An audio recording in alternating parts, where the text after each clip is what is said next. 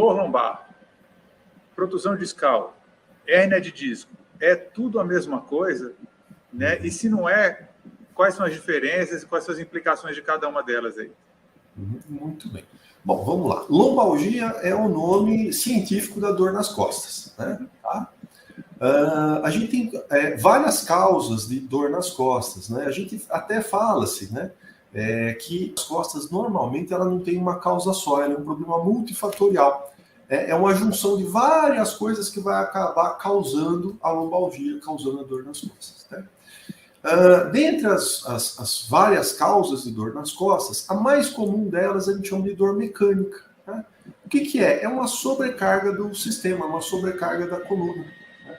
É quando a gente tem muita coisa, a gente usa muito a nossa coluna, a gente demanda muito dela e não a prepara adequadamente, a gente não cuida bem dela. Né? Então essa é a causa maior e mais importante, digamos assim, porque é a mais comum. Tá? Sim. Agora, a gente tem causas de dor nas costas que são motivados por problemas mais graves. Né?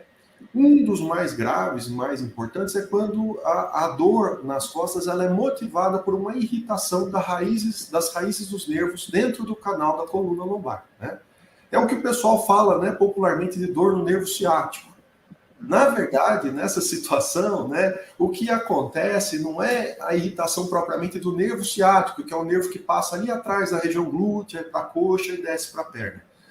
A irritação normalmente é dentro da coluna, nas raízes desse nervo ciático, das raízes que vão formar esse nervo ciático. E a causa mais comum de irritação da raiz é a hérnia de disco. Né?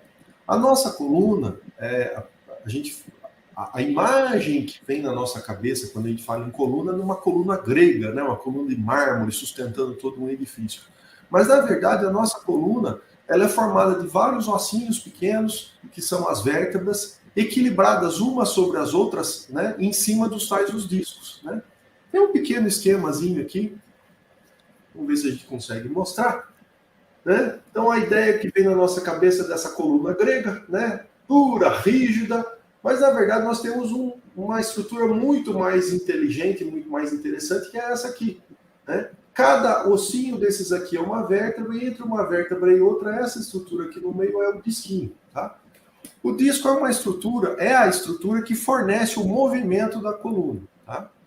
Ele é, basicamente, um envoltório, uma cápsula, e dentro dele tem um gel. É um gel bem grosso. E ele está sob uma pressão muito grande. É como se fosse uma câmara de ar bem cheia, só que ela está cheia de gel. Em algumas situações, o que pode acontecer é ter uma lesão desse disquinho, tá? E esse disco acabar fazendo uma barriguinha para a região posterior, né? Logo atrás, né, no complexo da coluna, mas logo atrás dos corpos vertebrais e atrás dos discos, a gente tem um canal. Tem um outro desenho aqui que vai ajudar a gente a mostrar. Então, essa aqui seria a coluninha, né? Ela foi partida ao meio, e aqui ela está partida ao meio e a gente consegue ver. Então, isso aqui é uma vértebrazinha, um disco, uma vértebra, um disco, uma vértebra e um disco, tá? Logo atrás eu tenho um canal. E essas estruturas amarelinhas são os nervinhos, tá?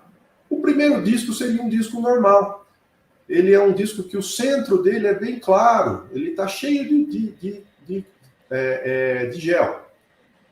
Esse segundo disco aqui embaixo, você vê que ele está mais baixinho, tá? O conteúdo dele diminuiu. Então, é um disco que degenerou um pouco, ele desidratou. E ele acabou formando uma barriguinha aqui para trás. Essa barriguinha pequenininha é uma protrusão discal. Já esse terceiro disco, ele formou uma grande barriga aqui para trás e está encostando nessa estrutura amarelinha que é a raiz do nervo. Essa, sim, é uma hérnia de disco, tá? Então, as hérnias de disco, elas causam uma compressão da raiz do nervo. E são alterações bastante dolorosas, tá certo?